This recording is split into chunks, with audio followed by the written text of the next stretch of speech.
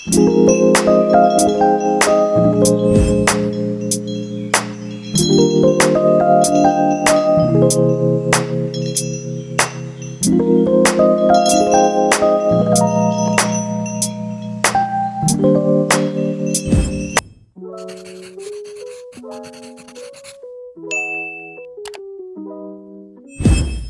guys! So gusto niyo bang ma-achieve itong Ombre Polygel?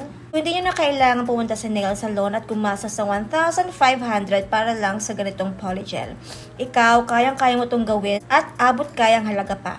Ang kailangan lang natin ay itong base coat and top coat, polygel na color white and nude.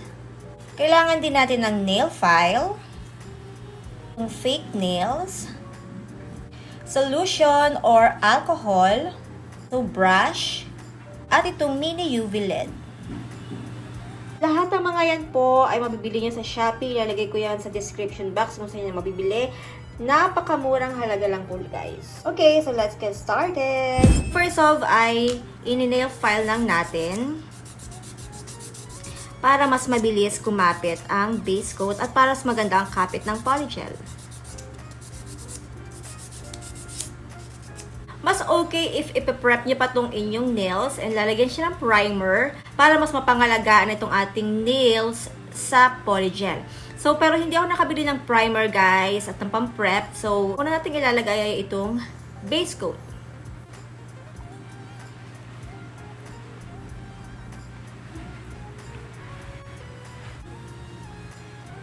Base coat na gamit ko guys, sobrang tagal na nito sa akin. Siguro mga magwa 1 year na rin ito at napakatipid nito. And then, i-cure lang na natin for 60 seconds.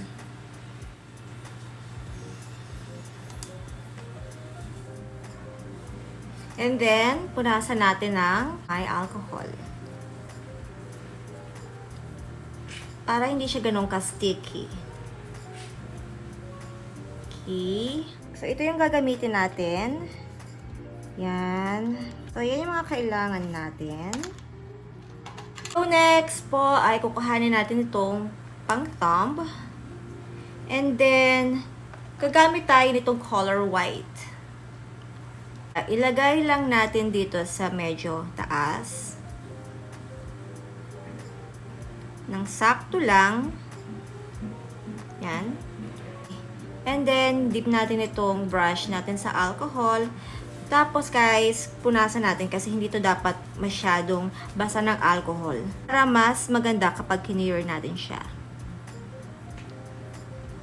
Ito natin dito, pababa.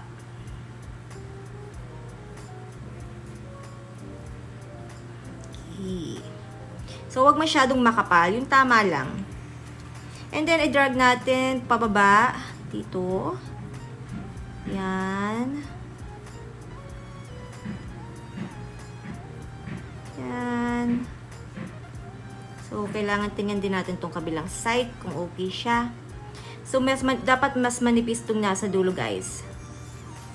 Para mas maganda yung kanya pag-ombre. Magtatagal to ng mga 1 buwan. Pero depende pa rin sa paglalagay nyo. Depende pa rin sa paglalagay nitong polygel. So, kailangan wag masyadong basa kasi kapag masyado siyang basa, madali siyang matanggal. Kaya kailangan hindi basa ang ating brush ng solution. So, next ay lalagay naman natin ng nude itong baba ng fake nails. Yan. So, maganda to guys kasi masyado siyang makapit at hindi siya ganoon ka-sticky. Mas maganda guys, bumili ka ng magandang ganitong brush kasi katulad dito, medyo hindi na maganda yung brush ko. So, medyo mahirap akong i-work siya. Mahirap akong i-brush siya. So, kailangan pat-pat lang na ganyan. Okay.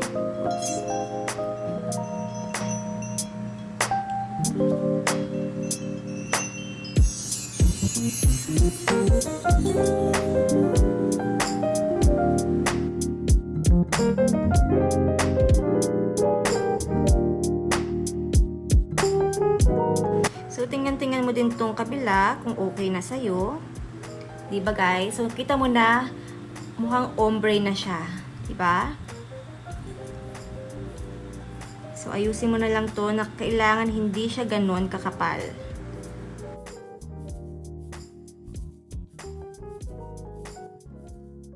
Next, kapag okay na siya, ay ilagay mo na agad siya sa iyong thumb.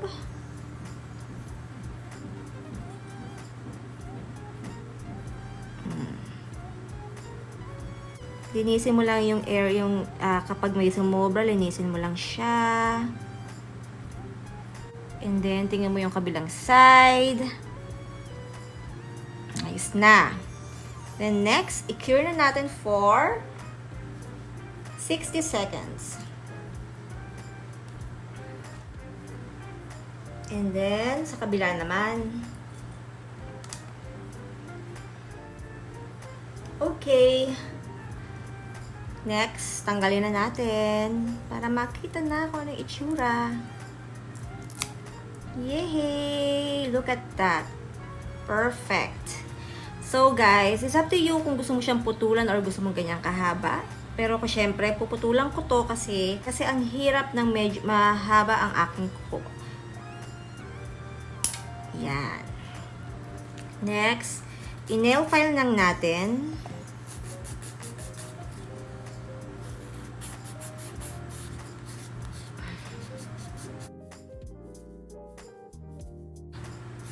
So, ako kasi gusto ko yung ganito eh. Parang pa-square siya.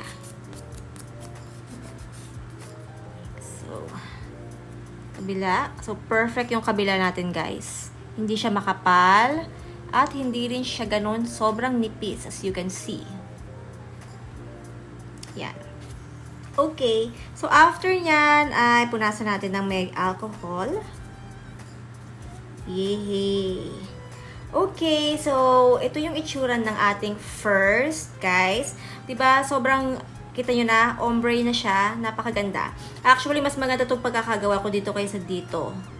Yan, kasi kanina sobrang liwanag, hindi ko masyadong maaninaw. Ito perfect lang siya. Okay, guys, so gagawin ko lang 'tong apat ko pang daliri and I will be right back. Okay, so this is how it looks like. Okay, so medyo hindi ko lang na-perfect yung mga dulo, guys. Kasi you can see, kasi naduduling na ako kasi hapon na. Pero okay lang, at least nakita niyo naman kung paano yung paggagawa. And then next, ang sunod po niya para mas maging makintab siya, ay lalagyan natin siya ng top coat.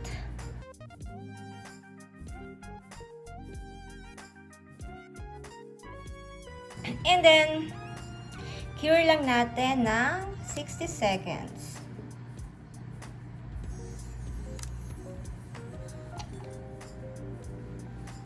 Okay, so ayan na guys. Diba? Sobrang nice. As you can see. So guys, do it your own. Ayan, so no need ka na pumunta sa nail salon para magawa nito. Mag-aaksaya ka lang ng 1,500 kung makakagawa ka naman ng sarili mo.